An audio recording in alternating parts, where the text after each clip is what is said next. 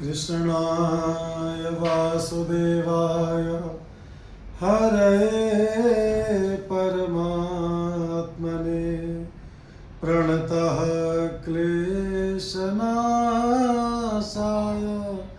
गोविन्दाय नमो नमः।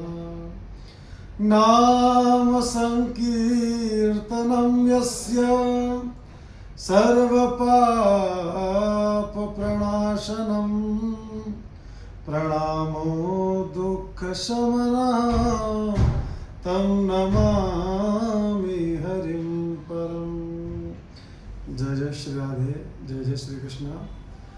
आप सभी लोगों को माता गंगा के अवतरण दिवस की बहुत बहुत हार्दिक शुभकामनाएं, बहुत बहुत साधुवाद। आज बहुत ही परम पावन पवित्र समय है। आज के ही दिन भगवती भागीरथी माँ गंगा एक जनमानस का कल्याण करने के लिए, हम सबके अंदर एक ज्ञान का संचार करने के लिए, हम सबके अंदर भक्ति का संचार करने के लिए और हम सबको भगवान श्री कृष्ण के चरणों से जोड़ने के लिए और भगवान के धाम का अधिकारी बनाने के लिए आज के ही दिन भगवती गंगा प्रकट हुई थी। जब भगवान वामन राजा बलि के यज्ञशाला के द्वार पर पहुँचे और 3 पग भूमि का संकल्प करने के बाद में भगवान ने अपना विराट रूप बढ़ाया और भगवान ने इतना विराट रूप कर लिया कि जब भगवान ने अपना पैर उठाया तो भगवान के पैर के अंगूठे से ब्रह्मांड का जो धुरा है वो टूट गया। तुरंत ब्रह्मलोक में, सत्यलोक में ब्रह्मा जी ने कमंडल के जल से भगवान श्री वामन के चरणों को प्रक्षालन किया और उस जल को ब्रह्मा जी ने अपने कमंडलों में रख दिया। कहा कि कालांतर में इसी जल से जनमानस का कल्याण होगा। कालांतर में सूर्यवंश में महाराज भगीरथ हुए, जिन्होंने अपने पूर्वजों का उद्धार करने के लिए भगवती गंगा की आराधना की और भगवती गंगा ने भगीरथ से कहा कि देखो, ये पृथ्वी मेरे वेग को सहन नहीं कर पाएगी, क्योंकि जब मैं आकाश मार्ग से पृथ्वी पर आऊंगी मेरा वेग इतना होगा कि मैं पृथ्वी को फोड़ करके पाताल में चली जाऊंगी। तो फिर भगीरथ ने भगवान शिव की आराधना की। भगवान शिव ने कहा कि चिंता मत करो, गंगा जी से कहो कि तुम निश्चिंत होकर के आओ, तुम्हारा स्थान हमारे पास में है। तो जब शिव तांडव स्तोत्र पढ़ते हैं तो उसमें दूसरा श्लोक है कि जटा कटा संभ्रम भ्रमण निलिम्प निर्जरी विलोल वीच वल्लरी विराजमान मूर्धनी। तो भगवती गंगा जैसे ही आकाश मार्ग से नीचे की ओर आई, भगवान शिव ने अपनी जटाओं को खोल दिया, विकराल कर दिया और उन जटाओं को घुमा करके एक बहुत बड़ी कढ़ाई बना दिया। जिस प्रकार से कढ़ाई में जलेबी उलझ करके रह जाती है, ऐसे भगवती गंगा जो है भगवान शिव की जटाओं में उलझ करके रह गई। महाराज बाहर निकलने का मार्ग ही नहीं मिला। तो भगीरथ ने कहा कि महाराज सब पचा जाओगे क्या? हम तो अपने पूर्वजों के कल्याण के लिए भगवती गंगा को लेकर के आए हैं, कुछ तो कृपा करें। तब भगवान शिव ने अपनी जटाओं को निचोड़ा तो 3 बूंद उसमें से निकला। 1 बूंद आकाश में गया, 1 बूंद पृथ्वी में गया और 1 बूंद पाताल में चला गया। तो जब भगीरथ जी माता गंगा को लेकर के चलने लगे अपने पूर्वजों के पास में, तो मार्ग में कान्यकुब्ज नगर पड़ता है। तो वहाँ पर जन्नू ऋषि की कुटिया थी। जन्नू ऋषि बैठे हुए थे प्रभु के ध्यान में और माता गंगा ने कहा कि बाबा जी, हम बहुत वेग के साथ में आ रहे हैं। आज भी आपने देखा होगा जब गंगा जी में बाढ़ आती है तो गंगा के किनारे के जो वृक्ष होते हैं, जो घर होते हैं, वो गंगा के प्रवाह से उसी गंगा में ही मिल जाते हैं। तो महाराज जन्नू महात्मा ने कुटिया नहीं हटाई, कहा कि थोड़ा साइड में होकर के निकल जाओ। इतने में हुंकार करती हुई, हर हर की गुंज करती हुई गंगा जी जोर से आई और जन्नू महात्मा की कुटिया को उड़ा करके ले गई। महाराज तो जन्नू ऋषि ने क्रोध में देखा और गंगा जी को अपनी सिद्धियों से अपने हाथ में रखा और पी गए। भगीरथ ने कहा कि महाराज, हमें पूर्वजों का कल्याण करना है, आप कृपा करिए। फिर गंगा जी को मुख से तो नहीं निकाल सकते, तो झूठी हो जाएंगी। तो संस्कृत में जांग को जानू बोलते हैं, जानू। तो जन्नू ऋषि ने अपनी जांग को चीरा और उसमें से गंगा जी प्रकट हो गई। तो जन्नवा प्रत्यंसा जाह्नवी, जन्नू ऋषि के द्वारा उनकी उत्पत्ति हुई, इसलिए भगवती गंगा का एक नाम जाह्नवी भी है। और भगीरथ ने प्रकट किया तो भागीरथी भी नाम हो गया। तो जैसे ही वो गंगा मैया भगीरथ के पूर्वजों से मिली, उन सबका कल्याण हो गया महाराज। जो व्यक्ति नित्य गंगा जल का पान करता है, नित्य गंगा जी में स्नान करता है, वे व्यक्ति भगवान के धाम को जाने का अधिकारी हो जाता है।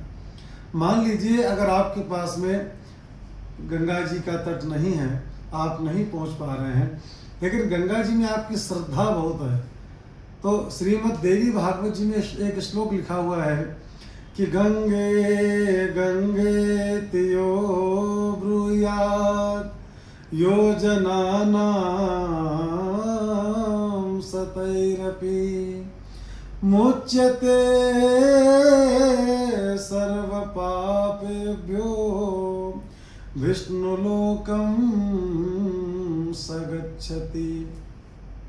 योजनानां सतैरपि, जो 100 योजन दूर से भी पूर्ण श्रद्धा से समन्वित होकर के भगवती गंगा को प्रेम से हर हर गंगे कह के बुलाता है, तो क्या होता है? मुच्यते सर्व पापेभ्यो, उसके जितने भी पाप हैं उन सारे पाप छूट जाते हैं, सारे पाप नष्ट हो जाते हैं।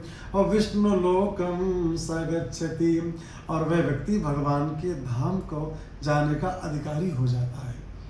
इस संसार में व्यक्ति को जप करे या नहीं करे, तप करे या नहीं करे, वो नित्य नियम से भगवती गंगा में पूर्ण श्रद्धा रख करके मात्र गंगा जी में स्नान करे और गंगा जी के जल का आचमन करे, इतना करने मात्र से उसकी मुक्ति हो जाएगी। बोलो भक्त वत्सल भगवान की जय। लेकिन एक बात और भी है, आजकल के समय पर जो हम लोग गंगा जी जाते हैं या किसी तीर्थ में, किसी नदी में जाते हैं, तीर्थ में जाने का एक फल होता है। श्रीमद् भागवत महापुराण के प्रथम स्कंद में एक बहुत अच्छा श्लोक आया है कि शुश्रूषोः श्रद्धानस्य वासुदेव कथा रुचि स्यान्महत्सेवया विप्रा पुण्यतीर्थ निसेवना। तीर्थ की महिमा को बताते हुए कहा है कि हमारे अंदर भगवान की भक्ति का उदय कैसे और किस विधि से होगा। तो इस श्लोक का जो अन्वय है वो सीधा सीधा नहीं होगा, शुश्रूषोः श्रद्धानस्य से नहीं होगा। प्रथमम तीर्थ गमनम, पहले तीर्थ का गमन करें। तीर्थ की प्रधानता वहाँ की नदी से होती है, वहाँ के इष्ट से, वहाँ के दैव से होती है। तो सबसे पहले तीर्थ का आश्रय ले, तीर्थ में जाकर के सबसे पहले शुद्ध होकर के पहले स्नान करें। स्नान करने के बाद में उस तीर्थ में जो नदी है, गंगा यमुना सरयू आदि जो भी नदी है, तब उस नदी में स्नान करना चाहिए।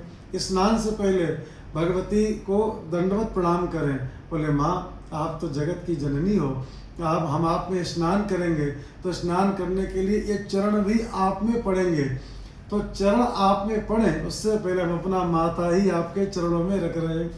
जैसे एक बच्चा अपनी माँ के जब गर्भ में होता है ना, तो 9 महीने खूब चरण प्रहार करता है, लातों से मारता है, लेकिन माँ उसके अपराध को क्षमा कर देती है। तो माँ हम भी आपके बालक हैं, हम पहले आपको प्रणाम कर रहे हैं और हम जो भी जल में स्नान करेंगे आप हमारे पर कृपा करें। और स्नान करते समय क्या किन बातों का ध्यान रखें? एक तो नदी का जल किसी वस्त्र से पोंछना नहीं चाहिए और उस नदी में अपने वस्त्रों को धुलना नहीं चाहिए, न चुड़ना नहीं चाहिए। आप अगर आपने गंगा जी में स्नान किया, स्नान करने के बाद आप बाहर आ गए और बाहर आने के बाद में आपने किसी तौलिया से, किसी अंगोछे से शरीर को पोंछ लिया, तो आप ये मान लीजिए उस तीर्थ का जो फल है वह शरीर को पोंछने से तत्काल नष्ट हो जाता है। इसलिए ऐसी गलती कभी ना करें। कुछ लोग अपना वाहन साफ करते हैं, चप्पलें तक साफ करते हैं, लेकिन ना, गंगा जी जल मात्र तो हैं, जल रूप में तो हैं। एक गंगा जी केवल जल ही नहीं है। जैसे भगवान श्री राम मनुष्य के रूप में आए, तो भगवान श्री राम मनुष्य ही नहीं है, वो भगवान है। ऐसे भगवती जो गंगा जी हैं, ये पिघला हुआ ब्रह्म है। इसका स्पर्श करने मात्र से आपके अंदर ब्रह्म की आविर्भूति होगी, ब्रह्म का ज्ञान होगा। एक ज्ञान को बढ़ाने वाली हैं। भगवती गंगा के ही पुत्र हैं पितामह भीष्म, उनके जैसा ज्ञानी संसार में कौन हुआ। इसीलिए पूर्ण श्रद्धा के साथ में आश्रय लेना चाहिए। तो इस श्लोक का अर्थ ये कर रहा था, प्रथमम तीर्थ गमनम, पहले तीर्थ में गमन करें, नदी में स्नान करें, उसका महात्म्य सुने, फिर महत् सेवया विप्रा, उसी तीर्थ में जाकर के विप्रों की, संतों की, महात्माओं की सेवा करें, उनको भोजन कराएं, और हो सके तो उनकी पत्तल को खुद उठा करके फेंकना चाहिए। स्यान महत् सेवया विप्रा पुण्य तीर्थ निसेवना। उसके बाद में क्या होगा, एक तो तीर्थ का फल, तीर्थ में स्नान का फल, स्नान के बाद में संत ब्राह्मण की सेवा का फल। क्या फल प्राप्त होगा, शुश्रूषो हो। अब आपके अंदर सुनने की इच्छा होगी। क्या सुनने की, भगवान के गुण सुनने की इच्छा हो गई। अब जब शुश्रूषो सुनने की इच्छा हुई, अब सुनने की इच्छा होते ही श्रद्धानस्य, आपके अंदर भगवान के प्रति श्रद्धा जागृत हो गई। जब आप इस विधि से तीर्थ का आश्रय लेंगे, तब आपके अंदर भगवान की श्रद्धा का उदय होगा। जय श्री राधे।